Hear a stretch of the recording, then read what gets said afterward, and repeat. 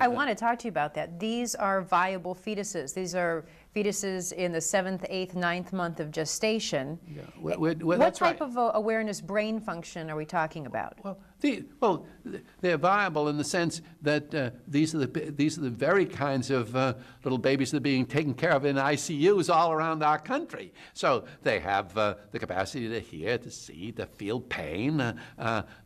They are human beings, and we're protecting them all the time, nourishing them, meeting them years later and seeing what they've contributed. So to eliminate them is a serious business. And for a psychiatrist, anyway, to encourage a woman to eliminate them, we don't think psychiatrists do that. There's no psychiatric reasons for that. And I want you to be clear about that and explain that.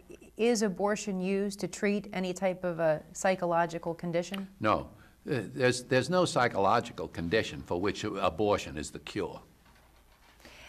Dr. Mchugh, as we wrap up, I'd like for you to explain to us why it was important for you to step forward, to come and speak out.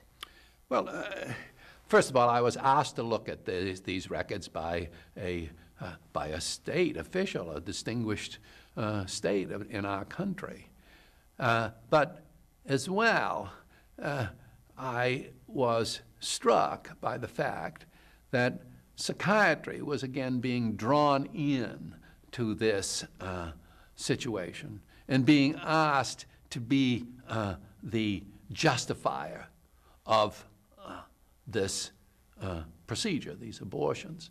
And the psychiatry first of all, has no place here, in my opinion, but also has not been adequately considered in the psychiatric. This is not a full psychiatric practice that we're seeing here.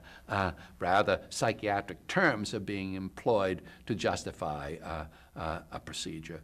And, you know, I have a position in America. I'm supposed to tell people what they can expect from psychiatrists. In point of fact, my interest is getting people to be able to talk back to their psychiatrists in ways that are coherent, just the way they can talk back to their internist or their dermatologist or anybody else. When psychiatry becomes that kind of thing, then you would see how inadequate this psychiatric work is. And I'm supposed to stick up for my discipline. Would you go as far as to say that what goes on in Dr. Tiller's office, as far as what you were able to tell from the records, does a disservice to psychiatry? Well, let me put it this way. These records are not adequate records for the support of a serious decision for abortion, and that they do not represent psychiatry at its best, and psychiatry at its best should be employed when serious decisions are being made. Let's put it that way. Since they're not adequate, as you just said, are you surprised that they're being used to perform or be allowed to perform late-term abortions in this state? Well, the issue of being surprised, I've given up being surprised, by the way. Almost anything gets used in this world. Let's put it this way. I think that the people in Kansas ought to know more about what psychiatry is about if psychiatric diagnoses are being employed to justify this way of getting and satisfying the laws that they've written. The people of Kansas have written these laws. Viable fetuses should not be aborted unless there's a substantial and irreversible condition that the pregnancy will produce. Well, when a psychiatric diagnosis is brought forth, I think that people should understand that that requires a heck of a lot more than I found in these records. That's why I'm here, and that's what I'm trying to report.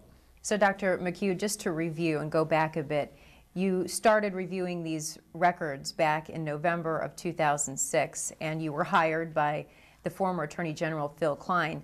Right now, we do know that Attorney General Paul Morrison says he's actively investigating this case against George Tiller. And I want to ask you one more time, just to be clear, there has been no effort made to contact you about this investigation. Is that correct? No, I haven't been contacted by anyone from Kansas since I sent in my affidavit. And I'd be very happy to talk with anyone from the office to clarify anything if they would like more information.